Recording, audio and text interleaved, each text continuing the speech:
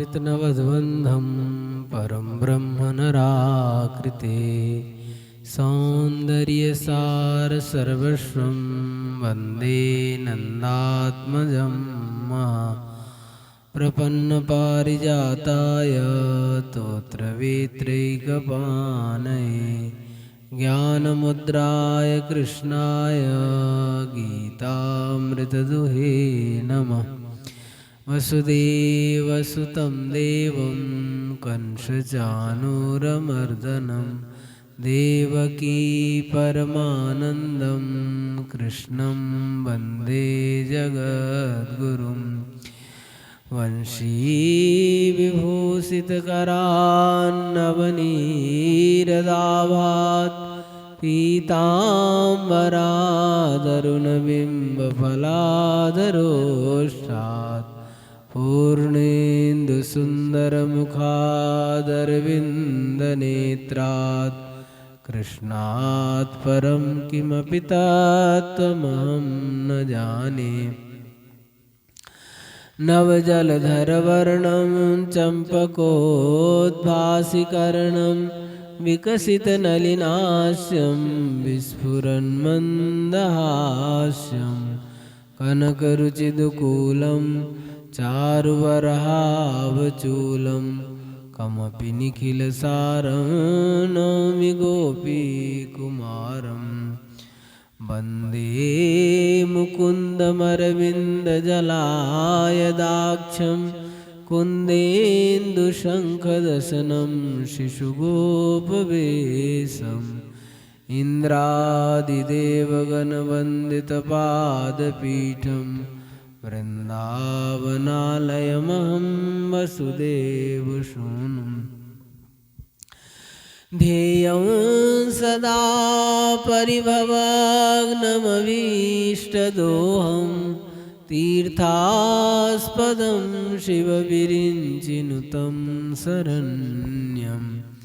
भृत्यार्तिहं प्रणतपालभवाब्धिपोतं वन्दे महापुरुषते चरणारविन्दम्।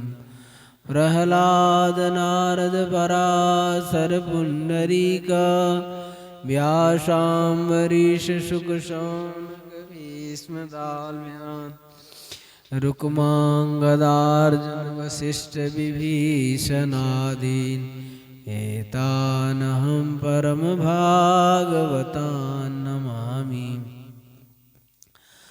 वाञ्छाकल्पतरुभ्यश्च कृपासिन्धुभ्य एव च पतितानां पावनेभ्यो श्रीवैष्णवेभ्यो नमो नमः।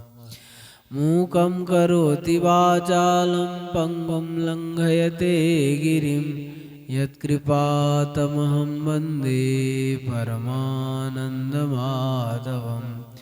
भक्ति भगवंत गुरु चतुर्नाम बपुएक इनके पद वंदन किए नासै विघ्न अनेक। जय जय श्याम जय जय श्याम जय जय श्री वृंदावन धाम। जय जय श्याम जय जय श्याम जय जय श्री वृंदावन धाम। पावन राधे तेरो नाम पावन श्री वृंदावन धाम। पावन राधे तेरो नाम पावन श्री वृंदावन धाम। जय वर्षानु जय नंदग्राम रावल गोकुल अति अभिराम। जय वर्षानु जय नंदगाम रावल गोकुल अति अभिराम। जय गोवर्धन ब्रज धाम श्री यमुना जी ललित ललाम। जय गोवर्धन जय ब्रज धाम श्री यमुना जी ललित ललाम। यह जोरी अविचल अभिराम हृदय विराजो आठों याम।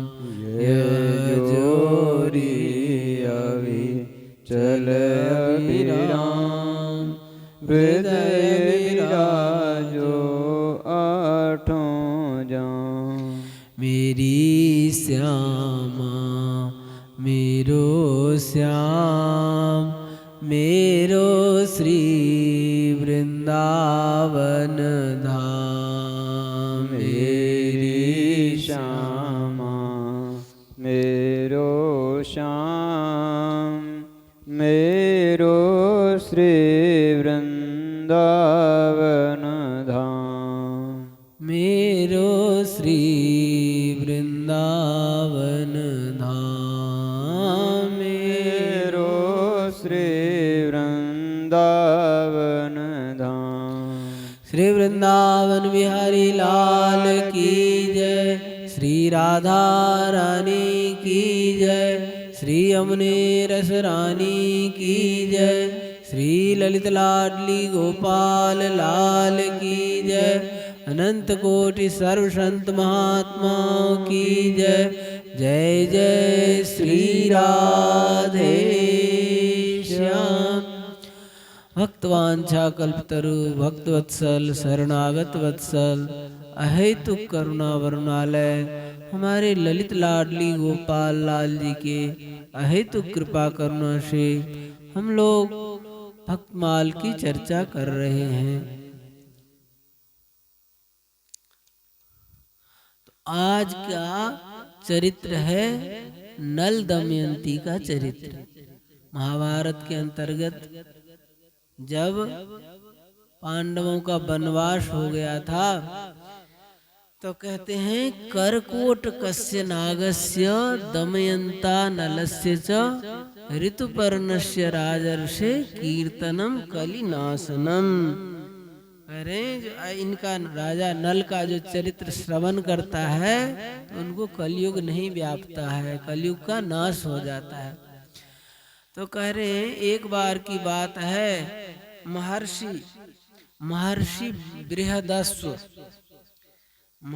बृहदस्व जब धर्मराज युधिष्ठिर का वनवास हो गया था, वन में थे, तो एक बार उनके वहाँ महर्षि बृहदस्व आए। तो आते देख करके महाराज युधिष्ठिर उनको जैसे सत्कार करना चाहिए ऐसे सत्कार किए, उनको आसन दिए, भोजन कराए। भोजन करा करके जब वो विश्राम करने लगे तब युधिष्ठिर महाराज उनके सामने में अपनी दुख की कथा सब बताने लगे। अपने जीवन में जो दुख आया है वो सब बताने लगे कि महाराज हमारे जैसा हतभागा मनुष्य कोई संसार में नहीं होगा, हमारे जैसा अभागा आदमी कोई नहीं होगा। क्यों? देखिए कौरवों ने छल से हमारे साथ जुआ खेला और छल करके हमारा राज्य हरण कर लिया और सर्वस्व हरण कर लिया। द्रौपदी को ये नग्न करना चाहा और अंत में इतना भी संतोष नहीं हुआ तो ये बलकल वस्त्र पहना करके हमको घोर जंगल में भेज दिया। तो हमारे जैसा भाग्यहीन आदमी कोई नहीं होगा महाराज।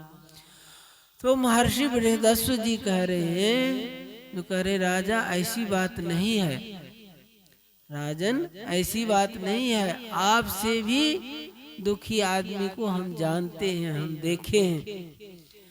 तो वही कहते हैं, एक कहानी कहते हैं, महर्षि बृहदस्व कहते हैं धर्मराज आपका कहना ठीक नहीं है। कहते हैं जो निषद देश के धर्मराज को कह रहे हैं, युधिष्ठिर जी महाराज को कह रहे हैं बृहदस्व महर्षि, जो निषद देश के राजा थे वीरसेन और उनका पुत्र था नल। और वो बहुत सत्यवान था, वीर था, धर्मज्ञ था और वेद शास्त्रों को जानने वाला था, सर्वगुण संपन्न था। उस समय में धरती में, पृथ्वी मंडल में, आकाश में, स्वर्गलोक में और पाताल में, तीनों लोकों में कोई राजा नल के समान सुंदर नहीं था और गुणवान नहीं था। इतने गुणवान और सत्य प्रतिज्ञ और धर्मात्मा और बलवान ऐसे थे राजा नल। और इधर विदर्भ देश के राजा थे भीम। उनकी पुत्री, उनके 3 पुत्र थे और एक पुत्री थी। उन पुत्री का नाम दमयंती थी। तो वो दमयंती भी उस समय इतनी सुंदरी थी जो उसके समान पृथ्वी मंडल में कोई सुंदरी नहीं थी। तो क्या हुआ, दमयंती लक्ष्मी के समान रूपवती थी और उनके नेत्र विशाल थे। देवताओं यक्षों में भी वैसी सुंदरी कन्या कहीं देखने में नहीं आती थी। उन दिनों कितने ही लोग, अब विदर्भ से निषद देश को जो लोग जाते तो इधर से दमयंती का गुण बखान करते वहां पे जाकर के, जो इतनी सुंदरी है दमयंती, ऐसी सुंदरी है, ऐसी रूपवती है, ऐसी गुणवती है।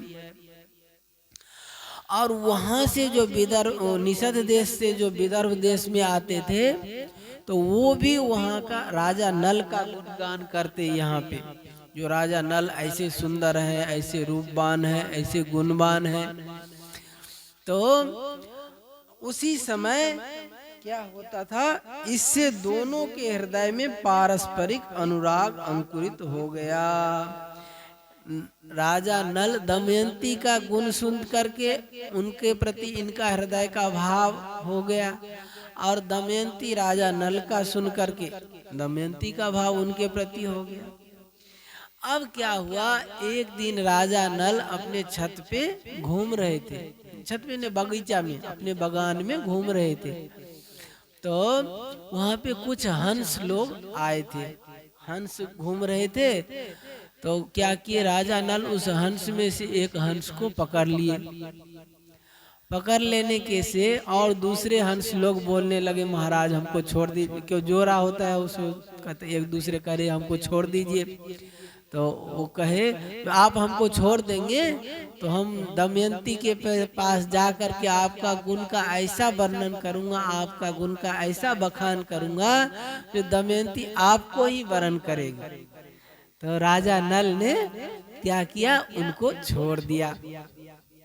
तो हंसों ने जा करके और वहाँ विदर्भ देश में जा करके दमयंती के पास जा करके और ये सारी बात राजा का नल का गुणगान करने लगी। जो राजा नल ऐसे हैं, इतने सुंदर हैं, ऐसे रूपवान हैं, ऐसे गुणवान हैं, और तुम्हारा यदि उनके साथ विवाह हो जाए तो क्या कहना, फिर तो ऐसा जोड़ी बन जाएगा, इतना सुंदर होगा, ऐसा सौभाग्यवती होगा। बहुत खूब मानस जो है गुणगान कर रहे हैं वहाँ पे। तो हंसों के मुख से वो गुणगान सुन करके दमयंती मन ही मन राजा नल को अपना पति स्वीकार कर ली और अपने आप को उनके समर्पित कर दी। अब उनमें अनुरक्त हो गई। अब क्या वो कहते हैं, जो अब अनुरक्त होने से क्या हुआ, धीरे धीरे वो राजा नल का ही चिंतन करती रहती। वो चिंतन करते करते बीमार पड़ गई, शरीर पीला पड़ गया। तो सब मंत्री लोग जो उनके सेविका सी, वो सब जाके राजा को भीम को बताए जो महाराज दमयंती का स्वास्थ्य ठीक नहीं है। तो राजा ने पता किया और सभी बात जानकारी की। तो जानकारी करने के बाद पता लगा जो हमारी कन्या जो है विवाह के योग्य हो गई है, तो उनका विवाह कर देना चाहिए।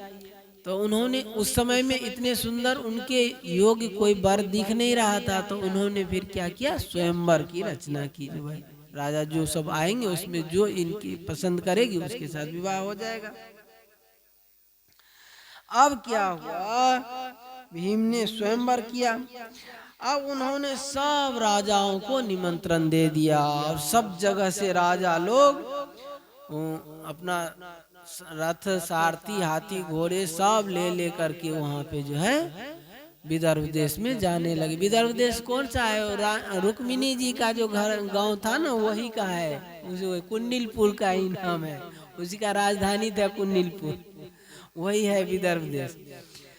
अब क्या हुआ, तो सब लोग जा जा करके वहां जाने लगे। और यहाँ के मनुष्य राजा लोग नहीं, स्वर्ग से देवता लोग भी, महाराज इंद्र महाराज और वरुण और अग्नि और यमराज, ये चारों देवता भी आए स्वयंवर में दमयंती के साथ विवाह करने की इच्छा से। और फिर क्या हुआ, इधर से राजा नल को भी जब पता लगा तो ये भी स्वयंवर में गए। तो जब जा रहे थे तो रास्ता में ही ये चारों देवता जो आ रहे थे उनके साथ राजा नल का मिलाप हो गया, मिल गए, रास्ता में भेंट हो गए। तो देवता, चारों देवता ने, इंद्र ने उनको कहा जो ऐसा करो, तुम जो है हमारा एक संदेश जा करके दमयंती को पहुंचा दो, हमारा दूत बन करके तुम जाओ और जा करके दमयंती को पहुंचा दो हमारा सूचना। क्या सूचना भाई? तो सूचना ये बताओ, जो चारों देव आए हैं स्वर्ग लोक से और तुम चाहो जिसके साथ में विवाह कर सकती हो, किसी देव को जिसको वरण करना हो तुम उसके साथ विवाह कर लो। और राजा नल कहा, महाराज देखो हम भी तो उसी इच्छा से आए हैं और आप हमको दूत बना करके भेज रहे हैं। तो फिर उनमें बातचीत हुआ, फिर कहे जो भाई देखो हमारा देवताओं का बात न मानने से अपराध लगेगा, फिर इसीलिए बात मानो। तो इन्होंने क्या स्वीकार कर लिया, कहे चलो महाराज ठीक है। लेकिन कहे जो वहाँ पे राजमहल में ऐसा कड़ा पहरा है जो जा ही नहीं सकते, आदमी पुरुष जा ही नहीं सकता, कैसे जाएंगे? तो देवता लोग उनको कहे जो इसकी चिंता मत करो, हम तुमको पहुँचा देंगे वहाँ, तुम हमारा केवल संदेश दे देना उनको। तो देवता लोग तो सिद्धि होता है उनके पास, वो क्या है सीधे सीधे जा रहे हैं और किसी को दिखाई नहीं दे रहा है राजा नल कैसे जा रहे हैं, वो किसी को पता ही नहीं। वो सीधे मुख्य द्वार से होकर के राजमहल में पहुंच गए। अब राजमहल में जाने पर दास दासियां जितनी थी वो सब देख करके, इतना सुंदर कामदेव के समान सुंदर पुरुष को देख करके सब चा गई। और ये ठेठ जाते जाते दमयंती के पास पहुंच गए। दमयंती के पास पहुंचने के बाद इन्होंने देवताओं का संदेश सुनाया और सुनाते ही दमयंती ने अपने को संभाल कर और अपने, वो तो दमयंती भी सकुचा गई, राजा नल को जब देखे तो ये भी सकुचा गए और सकुचा करके कहे, वीर तुम देखने में बड़े सुंदर लग रहे हो और बड़े निर्दोष हो, और पहले अपना परिचय बताओ। तो राजा नल ने अपना परिचय दिया, जो मेरे को लोग राजा नल कहते हैं, और हम अभी जो है, तो वो दमयंती कहे जो आपको द्वार पे कोई रोके नहीं, आप आए कैसे? तो उन्होंने कहा जो हम जो है देवताओं का दूत बन के आए हैं, तो उनकी कृपा से हमको कोई रोक नहीं पाया, हम सीधे आ गए।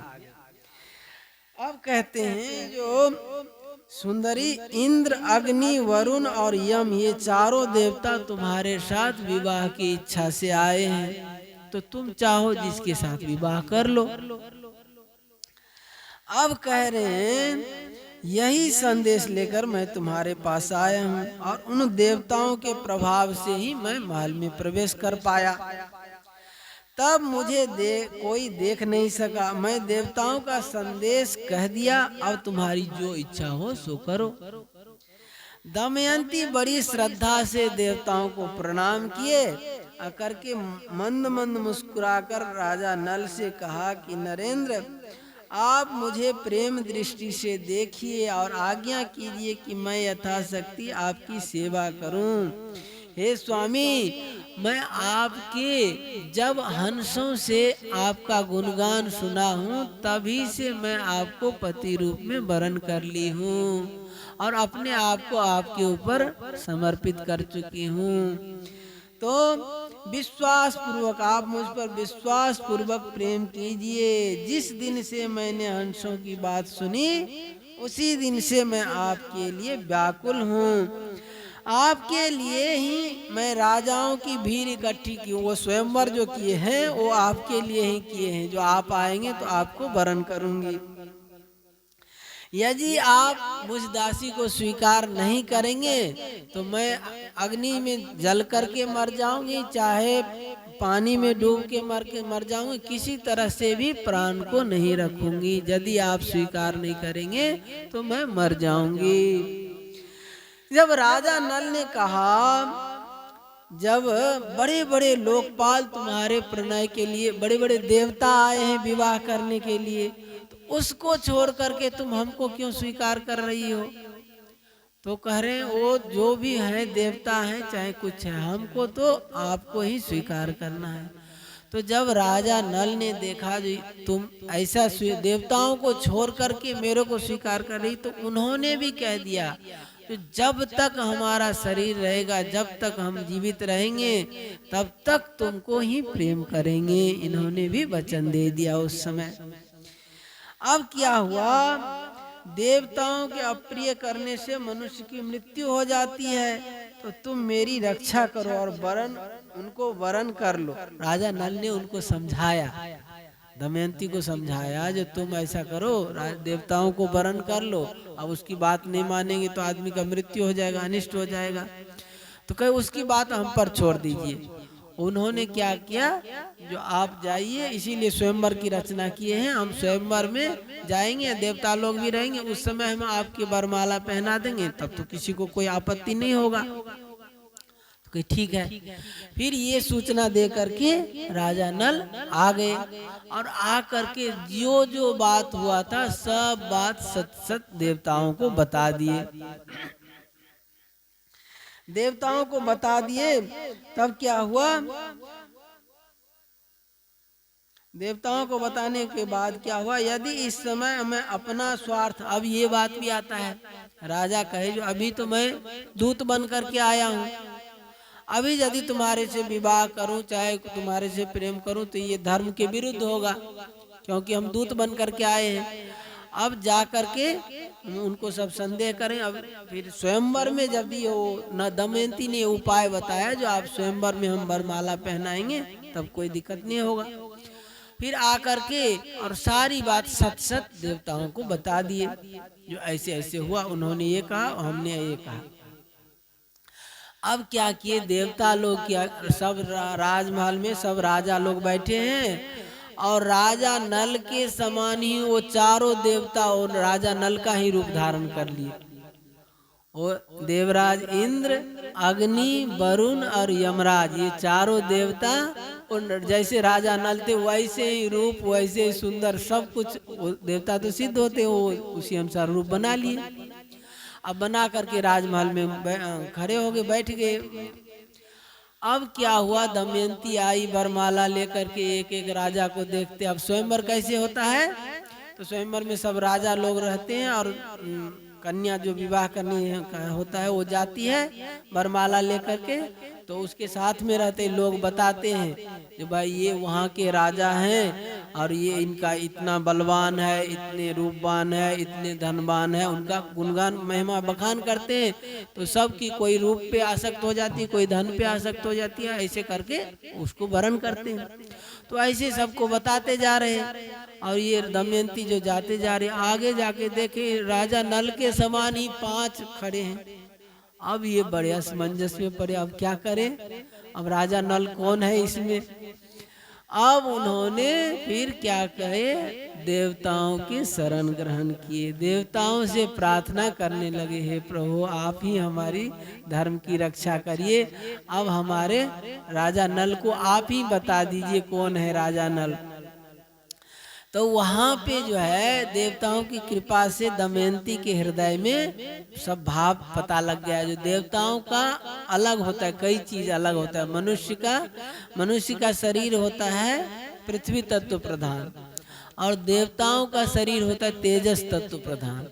तो देवताओं का जो पृथ्वी पर पैर नहीं टिकता, वो पृथ्वी से ऊपर ही रहते हैं, एक बात। दूसरी बात, देवताओं का छाया नहीं होता है। तीसरी बात, उनके देवताओं के पसीना नहीं आते। और देवताओं के शरीर पे धूल नहीं पड़ते, उनकी माला जो है मुरझाते नहीं, उनके पलक नहीं पड़ते देवताओं के। ये 5-6 बात सब दमयंती को पता लगे, उनके हृदय में अनुभव होने लगा।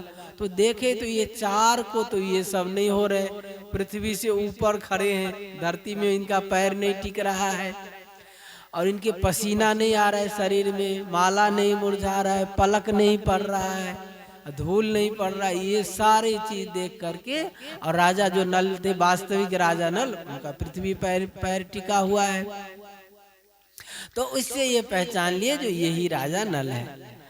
अब राजा नल को ये वरमाला पहना दिए।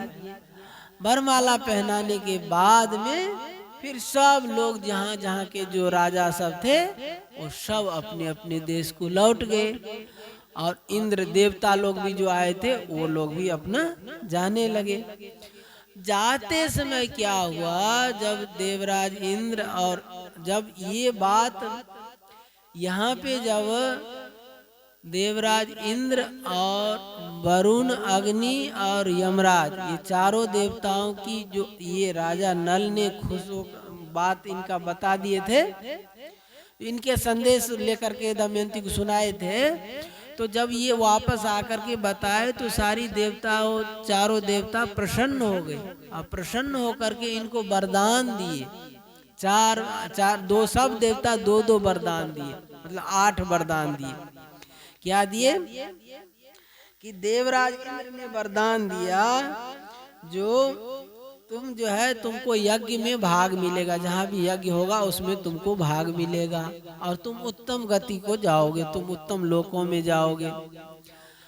और अग्नि ने वरदान दिया, जो जहाँ तुम चाहोगे वहाँ अग्नि प्रकट हो जाएगी, और हमारे जैसे अग्नि के समान चमचमाता लोक तुमको मिलेगा। वरुण ने कहा, जहाँ तुम चाहोगे वहाँ जल प्रकट हो जाएगा, और तुम्हारी जो है ये माला में से हर समय सुगंधी फैलता रहेगा। और यमराज जी कहे, जो तुम्हारे जो है बनाया हुआ भोजन बहुत स्वादिष्ट होगा। ऐसे करके सब देवता जो है 2-2 वरदान दिए। अब वरदान दे करके और फिर वो जो है अपने लोक को जाने लगे, स्वर्ग लोक को। तो स्वर्ग लोक को जाते समय क्या हुआ, उधर से कलयुग और द्वापर, वो भी कलयुग द्वापर चारों युग जो है, सतयुग, त्रेता, द्वापर और कलयुग, ये चारों ही ब्रह्मा जी के पुत्र हैं, सब ब्रह्मलोक में रहते हैं। और समय समय पर जब एक युग बीत जाता है, दूसरा का समय आता है, तो वो एक एक अपने राज करने आते हैं। जैसे कलयुग का 4,32,000 वर्ष का आयु है, तो उतने दिन तक वो राज्य करते, आयु तो ज्यादा है, उतना दिन राज्य करते हैं यहाँ पे आके। तो वही कलयुग और द्वापर भी वही दमयंती के साथ विवाह करने की इच्छा से वो आ रहे थे।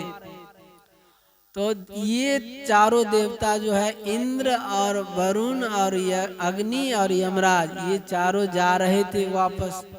तो उनका बीच में भेंट हो गया। उन्होंने कहा, कहाँ से आ रहे हैं आप लोग, कहाँ जा रहे हैं और आप कहाँ से आ रहे हैं? तो उन्होंने कहा, जो हम जो है दमयंती का स्वयंवर हुआ था उसमें से आ रहे हैं। कहे क्या हुआ? कि विवाह हो गया। कहे क्या हुआ, किसके साथ विवाह हुआ? तो कहे राजा नल के साथ हो गया। और कलयुग बड़ा गुस्सा हो गया, वो चिढ़ गया, कहे हम देवताओं को छोड़ करके उसने मनुष्य को वरण किया, अब उसका खबर लूंगा। अब क्या हुआ, कलयुग कुपित हो गया, और कलयुग कुपित होकर के वो उसके पीछे लग गया, राजा नल के पीछे लग गया। पीछे लग करके कम से कम 12 वर्ष तक पीछे लगा रहा, उनको कभी मौका ही नहीं मिला। अब इधर क्या हुआ, जब राजा नल का विवाह हो गया तो कुछ दिन वो कुंदिनपुर में रहे, और कुछ दिन के बाद फिर अपने ससुर से आज्ञा लेकर के दमयंती को लेकर के अपने देश को चले गए। अपने देश में फिर रहने लगे, निषद देश में। और निषद देश में खूब अच्छी तरह से प्रजा का पालन करते, बड़े बड़े यज्ञ किए, और यज्ञ करके प्रजा सब संतुष्ट रहते थे, बड़े सुखपूर्वक अपना राज्य करने लगे थे। और इधर जो है कलयुग उस ताक में बैठा है जो कब मौका मिले जिससे इनके शरीर में प्रवेश करूं और इनको दुख दूं। तो 12 वर्ष बीत गया, कभी इनको मौका नहीं मिला कि इतना धर्म पूर्वक रहते थे, इतना शुद्ध शौच के से रहते थे, जिसे कोई से मौका ही नहीं मिलता था। एक दिन की बात है, राज संध्या का समय था और ये लघुशंका गए थे और कुल्ला किए, पैर धोना भूल गए। अब उस समय क्या हुआ, उसी समय इनको मौका मिल गया। अब ये जो है राजा नल के शरीर में प्रवेश कर गए। करे साहानि तन महच्छिद्रम सा भ्रांति साच विक्रिया यन मुहूर्तम क्षणम वापि वासुदेवम न चिंतते। करे वही हानि है, वही त्रुटि है जिस समय में भगवान का स्मृति नहीं हो, भगवान का भजन नहीं हो, भगवान के नाम गुण लीला का चिंतन नहीं हो, वही सबसे बड़ी हानि है। तो ये छिद्र जो होता है ना, यही छिद्र है। राजा नल को क्या छोटा सा छिद्र मिल गया तो कलयुग प्रवेश कर गए। ये छिद्र के विषय में 2 कथा आती है, एक तो महाभारत में आती है और एक भागवत में आती है। ये महाभारत का कथा यही है राजा नल का। तो ये छिद्र मिलने से वो कलयुग प्रवेश कर गया और कितना नाच नचाया, अभी आगे सुनेंगे। और भागवत में आती है जो एक बार राक्षसों के माता कौन, दीति है, और दीति जो है देवताओं की माता है अदिति। तो वो दीति जो है इंद्र को मारने वाला पुत्र चाहती थी, उसी लिए अपने वो पति एक ही है, कश्यप जी के ही पत्नी दोनों है, दीति अदिति, राक्षस और देवता दोनों ही कश्यप जी की ही संतान है। तो वो सब अपने बेटा को चाहते हैं जो उन्नति हो। तो अब अदिति का बेटा बना है इंद्र, तो इसीलिए दीति चाहती है जो उसके मारने वाला पुत्र हमको हो। तो कश्यप जी से उन्होंने कहे जो हमको कोई उपाय बताइए जो ऐसा पुत्र हो। तो कश्यप जी बता दिए उपाय, और बहुत नियम विधि पूर्वक कहे जो देखो जूठे मुंह नहीं सोना, और जिधर सिर करते उधर पैर नहीं करना, और फलाहार से रहना, ऐसे व्रत करके नियम पूर्वक 100 वर्ष तक व्रत करोगी तब जा करके तुमको इंद्र को मारने वाला पुत्र होगा। तो व्रत करने में लग गई और खूब तपस्या पूर्वक एकदम फलाहार से करके रहती और सब शुद्धि शौच का ध्यान रख करके अपना व्रत करती थी। और सबको प्राण प्रिय होते हैं। इंद्र महाराज को पता लगा जो भाई हमारे को मारने वाला पुत्र चाहती है हमारी मौसी, तो उन्होंने क्या किया, वो छोटे से बालक का रूप धारण करके और उनके सेवा में लग गई। इंद्र महाराज उनके अदिति के सेवा में लग गए। वो तपस्या करते करते कम से कम 90-95 वर्ष हो गए। अब कुछ ही समय बाकी था और शरीर भी कृश हो गया था, इतना दिन से फलहार करते करते। एक दिन संजोग बन गया। क्या हुआ, वही संध्या का समय था और उस समय भोजन करके उठी और आलस आने लगा और जूठा मुख जूठा हाथी वही सो गई, और जिधर सिर करना था उधर पैर कर लिए।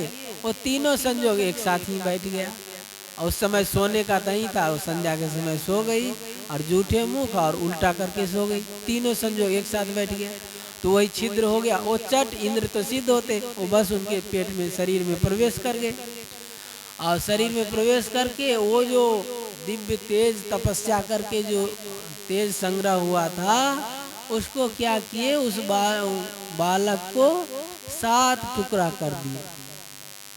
वो 7 टुकड़ा कर दिए तो क्या हुआ, 7 जो है जीवित है, कोई मर नहीं रहा है। वो 7 बन गए, 1 से 7 हो गए। और फिर वो जो करे भाई भाई हमको मत मारो, क्यों भाई तो है इनके भाई लगेंगे, तो करे भाई हमको मत मारो हमको मत मारो। तो ये इंद्र बेचारे घबरा गए, भाई अरे 1 से 7 कर दिए फिर भी मर नहीं रहा है। उन्होंने क्या किया, 7 को फिर 7-7 कर दिए टुकड़ा, तो 49 बन गए, और 49 बनने के बाद भी मर नहीं रहे। वो करे भाई भाई हम जो है तुम्हारे भाई हैं, हमको मत मारो मत मारो। अब इंद्र घबरा गए, अब क्या करें भाई। तो वो सबको 49 को लेकर के फिर दीति के मुंह से बाहर निकल के सामने खड़े हो गए। अब खड़े होते ही दीति का नींद खुल गया, और नींद जो लगा था वो खुल गए। वो सामने देखे ये जो है 49 है बालक और इंद्र है। तो वो पूछी कही जो तुम सच सच बता दो कौन हो, सच नहीं बताओगे तो अभी सांप दे के भस्म कर दूंगा। तो देवराज इंद्र, देवता लोग झूठ नहीं बोलते हैं, क्या करें। तो सच सच बता दिए जो मैं इंद्र हूँ, और ये तुम्हारे गर्भ में संतान था, उसको जो है हम इतना 7 किए, 7 से 49 बना दिए, फिर भी मर नहीं रहे। तो हम जो है अब हम सच सच तुमको बता दिए, हमको पता लग गया जो भाई तुम हमको मारने वाला पुत्र चाहती हो। तो इस कारण से प्राण तो सबको प्रिय होते हैं, तो हमने वही बालक का रूप में आके तुम्हारी सेवा करने लगे। तो उसी से अब ये समय ये तीनों भूल एक साथ बन गया तुम्हारा। पिताजी ने मना किया था ये नहीं करना, लेकिन तुमने ये सब कर लिए, तो इस छिद्र बन गया। इस कारण से हम तुम्हारे मुख में प्रवेश करके बालक को ऐसे कर दिए। तो जब ये सच सच बता दिए तो दीति प्रसन्न हो गई, और कही जो जाओ तुम सच सच बता दिए, तो जाओ तुम जो है हम माफ कर दिए तुमको, और तुम ये 49 जो है इसको भी तुम देवता बना लो। तो वही 49 मरुत हैं। जब हनुमान जी लंका दहन कर रहे थे तो आया ना चले मरुत 49, वो 49 पवन चल रहा था उस समय। तो कहने का तात्पर्य ये थोड़ी सी भूल, थोड़ी सी छिद्र जो होता है, इसी से कलयुग कहते हैं। एक बार की बात है, वेद व्यास जी गंगा वहाँ उत्तराखंड में सरस्वती नदी के किनारे अपना संध्या वंदन करने जा रहे थे। तो उसी समय ऋषि लोग उनसे पूछने के लिए, कोई प्रश्न पूछने के लिए गए, और उन्होंने कहा जो महाराज आपने जीवों के उद्धार के लिए बहुत सारे ग्रंथ रचना किए, 18 पुराण रचना किए, महाभारत की रचना किए, कुछ अपने मुख से भी बताइए जीवों के कल्याण के लिए।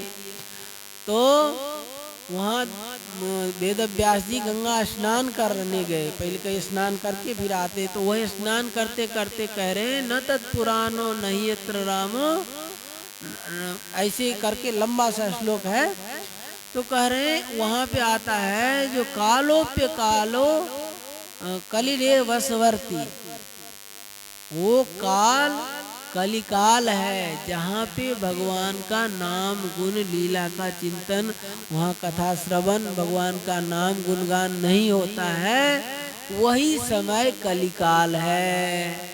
और जब जिस समय में भगवान का चिंतन, भगवान का लीला, भगवान का नाम स्मरण होता है, वहाँ कलिकाल नहीं, वो सतयुग है। तो कह रहे हैं तो वही छिद्र होता है, थोड़ा सा भूल हो जाने से कलयुग आके प्रवेश कर लिया। अब क्या किया, राजा नल के वहाँ शरीर में कलयुग प्रवेश कर गया। अब प्रवेश करने के बाद क्या किया, वो नाच नचाना शुरू किया। एक रूप से तो कलयुग राजा नल के शरीर में प्रवेश कर गया, और दूसरे रूप से राजा नल का एक भाई था पुष्कल, उसको जाकर के उस्का दिया जो जाओ तुम जो है राजा नल के साथ जुआ खेलो और हम तुम्हारी सहायता करेंगे, जाओ।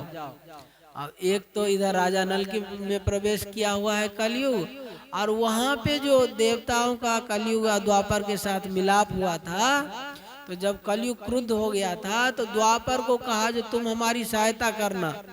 कलयुग ने कहा तुम भी हमारा सहायता करना, हम उसको कष्ट पहुंचाएंगे, तुम हमारा सहायता करना। तो क्या करना, वो तो कलयुग तो इनके शरीर में प्रवेश कर ही गया, और पासा खेलने के लिए जो होता है ना गोटी चौपर का हाँ, तो वो बन गया द्वापर। अब राजा नल जो भी पासा फेंकते वो सब उल्टा ही हो जाता। अब क्या हुआ, वो राजा नल का भाई था पुष्कल, वो आकर के जुआ खेलने के लिए कहे। अब बारंबार कहे तो राजा जो होता है किसी का लड़का सहता नहीं, तो अब जो है राजा नल इधर तो कलयुग इनके शरीर में प्रवेश किया हुआ ही है। तो क्या हुआ, ये जुआ खेलने के लिए तैयार हो गए। अब धीरे धीरे जो भी दाव लगाते सब हारते जाते। क्यों? वो द्वापर बना हुआ है, गोटी जो है वो तो द्वापर बना है, वो सब उल्टा ही होता है। वो हारते हारते धीरे धीरे सोना चांदी धन मकान रुपया पैसा सब धीरे धीरे हारते, करीब महीनों तक जुआ खेल हुआ। और इधर रानी दमयंती जो है अपने दास दासियों से सब सूचना लेते रहते थे जो क्या क्या हो रहा है, क्या क्या हो रहा है। तो वहाँ के धीरे धीरे जब हारने लगे तो वहाँ के राजा के जो मंत्री थे और सैन्य सामंत थे वो सब आ करके महाराज को रोकते, जो महाराज अब हो गया, जुआ खेलना बंद करिए। और दमयंती भी अपनी दासी के द्वारा सूचना भेजवाते, लेकिन कलयुग प्रवेश किया हुआ है तो वो किसी का बात न मान करके और सब हारते गए, हारते हारते सब कुछ हार गए, फिर अपना राज्य भी हार गया। और उसके बाद जैसे यहाँ पे महाभारत में युधिष्ठिर महाराज सब कुछ हार गए थे, अपने भाइयों को हार गए, फिर द्रौपदी को दांव पे लगा दिए, तो ऐसे ही उन्होंने पुष्कल कहा जो अब तो तुम्हारे पास कुछ नहीं बचा, अब दमयंती बची है उसको लगाओ दांव पे, तभी खेलो, नहीं तो अब तो सब कुछ हार गए। तब जो है इन्होंने दमयंती को तो नहीं लगाया और फिर जाके जुआ खेलना फिर बंद हुआ। अब सब कुछ हार गए थे तो क्या करें, एक वस्त्र पहन करके फिर नगर से बाहर निकल गए। और इनके निकलते ही दमयंती भी उनके पीछे पीछे हो ली। इधर जब दमयंती देख रही थी जब सब राजा सब कुछ हारे जा रहे हैं तो उन्होंने क्या की, उनका एक दासी धाई थी, बृहत्सेना नाम की उनकी एक धाई थी, उनके द्वारा उनका जो रथ चलाने वाला था, रथ चलाने वाला को उन्होंने कहा, रथ चलाने वाला का नाम था बार्ष्णेय उसका नाम था। उनके द्वारा उनके जब राजा नल और दमयंती जब राज्य कर रहे थे और यज्ञ सब किए थे, उनके एक पुत्र और एक पुत्री हुआ था, तो उनका नाम इंद्रसेन और इंद्रसेना, पुत्र का नाम इंद्रसेन और पुत्री का नाम इंद्रसेना। तो ये दोनों को लेकर के वो धाई के द्वारा सूचना दिला करके और बार्ष्णेय के द्वारा रथ तैयार करके और अपने बेटा बेटी को अपने नलिहाल भेज दिए। जो अब तो राजा सब कुछ हार गए, अब इनको भी कोई, ये बच्चे लोग हैं छोटे छोटे, इनको क्या करें, तो अपने नलिहाल भेज दिए और उनको समझा बुझा करके भेजे जो तुम्हारी इच्छा हो तो वहीं पे तुम रहना, नहीं तो तुम्हारी जैसी इच्छा हो वहाँ चले जाना भले ही। अब यहाँ तो राज्य हार गए, अब क्या करें, तो ऐसे करके अपने बच्चे को उधर भेज दिए।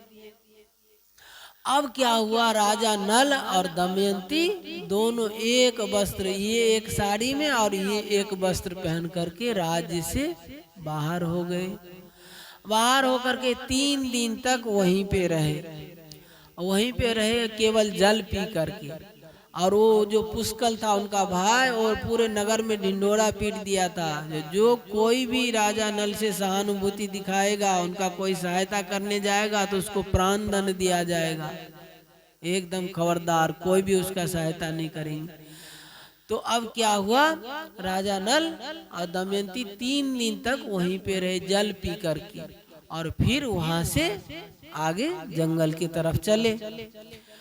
जंगल के तरफ चले तो देखे रहे हैं जो कुछ पक्षी जो है उनके सोने के पंख हैं, वहाँ पास में उड़ रहे हैं और उनके सोने के पंख हैं। तो वो सोचे भाई हमारे पास तो कुछ नहीं है, कुछ धन मिल जाए तो उससे कुछ निर्वाह का सामग्री हो जाए। तो उन्होंने एक ही वस्त्र था, वो वस्त्र को उसके ऊपर डाले जो इससे पक्षियों को पकड़ लूंगा और फिर जो है उससे कुछ धन मिलेगा तो उससे निर्वाह करूंगा। वो पक्षी नहीं था, वही कलयुग द्वापर वो पक्षी बना हुआ, वो पासा जो था ना द्वापर वही पक्षी बन करके था। और जहाँ ये कपड़ा फेंके कि ये कपड़ा को ही लेके उड़ गया। लो अब ये नंग धरंग कुछ वस्त्र, एक कप लज्जा निवारण करने के लिए वस्त्र तक नहीं है, नंगे धरंगे हो गए, कुछ नहीं, सब कुछ चला गया। अब क्या करें, अब लज्जा के मारे क्या करें, खड़े हैं। तो दमयंती देखी, तो दमयंती और ये फिर अब कहाँ जाएं। तो आगे जंगल में गए तो राजा नल जो है आगे जा कर के बता रहे हैं जी ये वहाँ के जाने का रास्ता है, ये वहाँ जाने का रास्ता है, ये कुंदिनपुर जाने का रास्ता है। दमयंती को सब बता रहे हैं जो ये वहाँ जाने का रास्ता है, ये वहाँ जाने का रास्ता है, ये वहाँ जाने का रास्ता है। तो दमयंती इनके भाव को समझ करके कह रहे हैं, समझ करके वो समझ गई जो ये हमारा त्याग करना चाहते हैं। तो उन्होंने कहा जो देखिए हम जो है, पत्नी तो वो होती है जो दुख के समय साथ दे, मित्र की काम करती है, वो सब तरह से हमारा साथ दे दुख के समय में, तब तो पत्नी होती है। अब आपका विपत्ति का समय, राज्य के समय हम थे और अभी हम आपका छोड़ दे, ये नहीं हो सकता। आप जैसे रहेंगे हम वैसे ही रहेंगे। आप दुख में है तो हम भी दुख में रहेंगे, हम आप जैसे जिएंगे हम दोनों साथ में ही जिएंगे। अब बहुत तरह से राजा नल उनको समझाए, समझाने के से फिर वो समझी नहीं। तो क्या हुआ, एक धर्मशाला था, तो धर्मशाला में जा करके वो दोनों रुके और लज्जा निवारण करने के लिए वो दमयंती का ही वस्त्र जो है आधा फाड़ करके, एक तलवार था वहां से आधा वस्त्र फाड़ करके उसी को लपेट लिए और राजा नल और दमयंती दोनों वहां पे विश्राम किए। थके हुए थे ही, दमयंती को नींद आ गई। अब राजा नल सोच रहे हैं जो अभी देखो ये बेचारी राजमहल में पली है और अभी यदि हम इसको छोड़ के चला जाऊंगा तो ये कम से कम अपने पिता के वहाँ चली जाएगी तो अपना सुखपूर्वक रहेगी और यहाँ हमारे साथ कब तक दुख भोगेगी। ऐसा सोच करके राजा नल कभी धर्मशाला से दमयंती को सोते हुए छोड़ करके कभी वो बाहर जाते, फिर उनके प्रेम के बस वापस आ जाते, फिर चले जाते, फिर वापस आते। जैसे झूला होता ना आगे पीछे जाता, ऐसे उनका मन डोल रहा है, कभी जाते फिर आ जाते, कभी जाते फिर आ जाते। ऐसे होते होते बाद में फिर निश्चय कर लिए जो नहीं कुछ भी हो अब तो चलेंगे। तो राजा नल दमयंती को ऐसे सोते हुए छोड़ करके और राजा नल निकल गए। निकल जाने के बाद क्या हुआ, कुछ देर के बाद दमयंती का नींद खुली। अब दमयंती क्या किए, वो चिल्लाने लगी, एकदम व्याकुल हो गई। वो व्याकुल होकर के पुकारने लगी कि हाँ नाथ, आप हमको छोड़ करके, मुझ दासी को छोड़ करके कहाँ चले गए। तब क्या हुआ, दमयंती की नींद टूटी तो देखा कि राजा नल वहाँ नहीं है और वह आशंका से भरकर पुकारने लगी, हे स्वामी मेरे सर्वस्व आप कहाँ हैं, मैं अकेली डर रही हूँ, आप कहाँ गए। बस अब अधिक हंसी न कीजिए मेरे कठोर स्वामी, मुझे क्यों डरा रहे हैं, शीघ्र दर्शन दीजिए। मैं आपको देख रही हूँ, लो यह देख लिया, लताओं की आड़ में छिपकर चुप क्यों हो रहे हैं। मैं दुख में पड़कर इतना विलाप कर रही हूँ और आप मेरे पास आकर धैर्य भी नहीं देते। स्वामी मुझे अपना या और किसी का शोक नहीं है, मुझे केवल इतनी ही चिंता है कि आप इस घोर जंगल में अकेले कैसे रहेंगे। दमयंती इस प्रकार विलाप कर रही है और विलाप करते करते करें आप हे नाथ, निर्मल चित्त वाले आपकी जिस पुरुष ने यह दशा की है वह आपसे भी अधिक दुर्दशा को प्राप्त होगा, निरंतर दुखी रहेगा। दमयंती के हृदय से ये बात निकल रही है।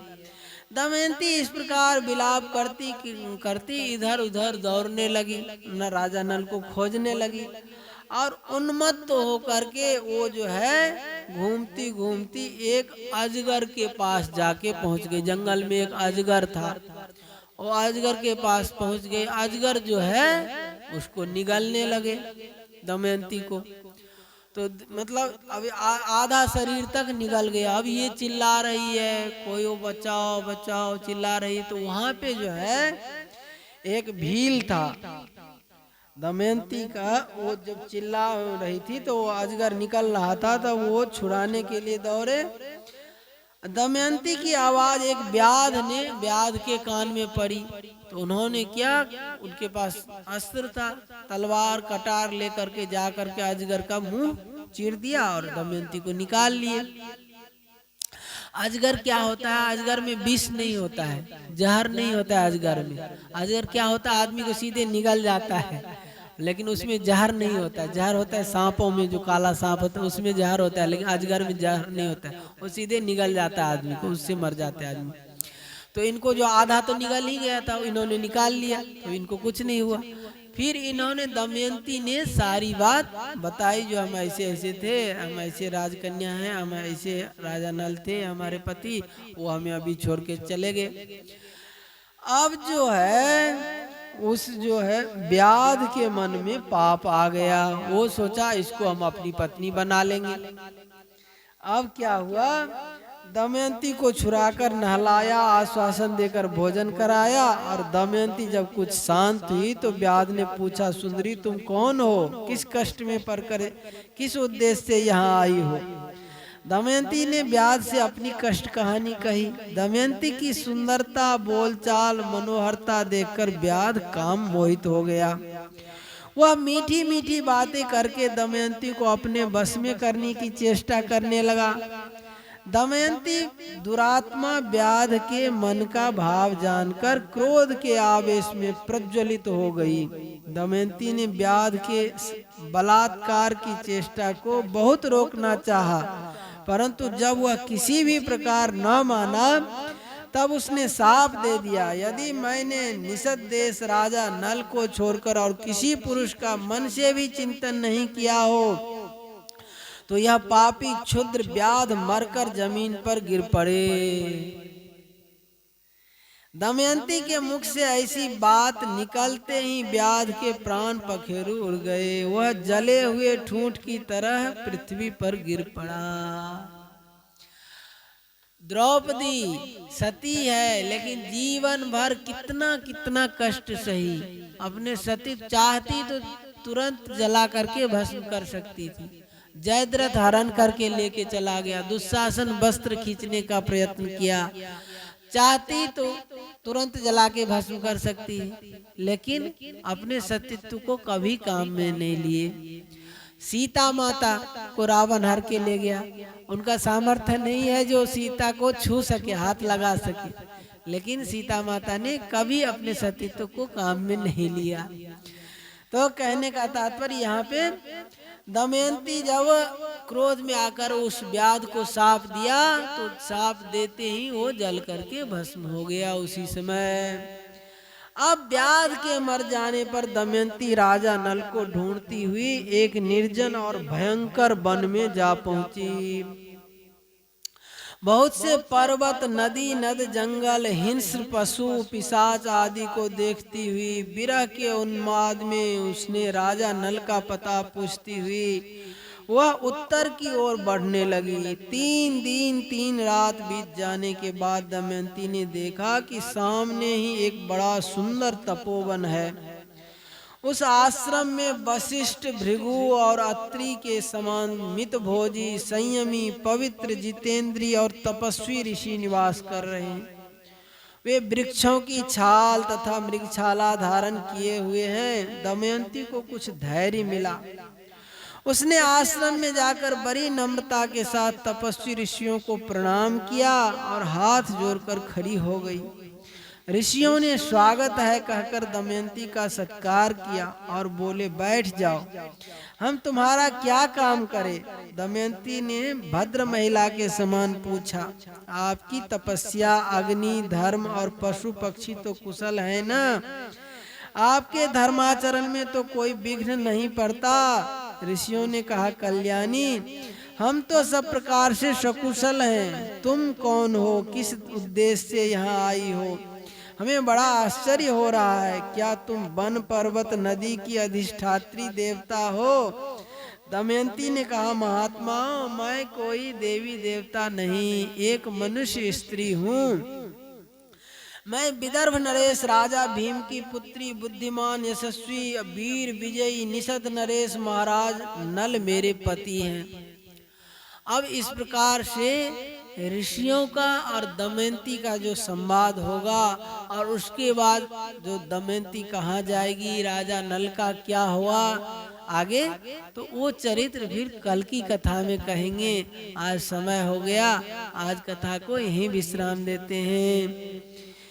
मेरो वृंदावन वृंदावन वृंदावन, मेरो वृंदावन वृंदावन वृंदावन, प्यारो वृंदावन वृंदावन वृंदावन, प्यारो वृंदावन वृंदावन वृंदावन, जीवन वृंदावन वृंदावन वृंदावन, जीवन वृंदावन वृंदावन वृंदावन, सर्वस्व वृंदावन वृंदावन वृंदावन, सर्वस्व वृंदावन वृंदावन वृंदावन, मेरो वृंदावन वृंदावन वृंदावन, मेरो वृंदावन वृंदावन वृंदावन, लता लता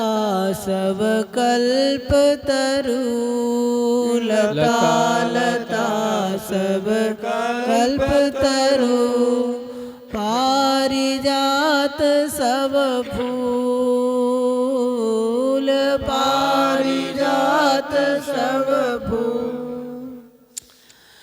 सहज एक रस रहत है, सहज एक रस रहत है, झलकत यमुना कूल, झलकत यमुना कूल, मेरो वृंदावन वृंदावन वृंदावन, मेरो वृंदावन वृंदावन वृंदावन, प्यारो वृंदावन वृंदावन वृंदावन, प्यारो वृंदावन वृंदावन वृंदावन, जीवन वृंदावन वृंदावन वृंदावन, जीवन वृंदावन वृंदावन वृंदावन, सर्वस्व वृंदावन वृंदावन वृंदावन, सर्वस्व वृंदावन वृंदावन वृंदावन, श्री वृंदावन धाम की जय, श्री राधा रानी की जय, श्री यमुने रस रानी की जय, श्री ललित लाडली गोपाल लाल की जय, अनंत कोटि सर्व संत महात्माओं की जय। जय जय श्री राधे श्याम।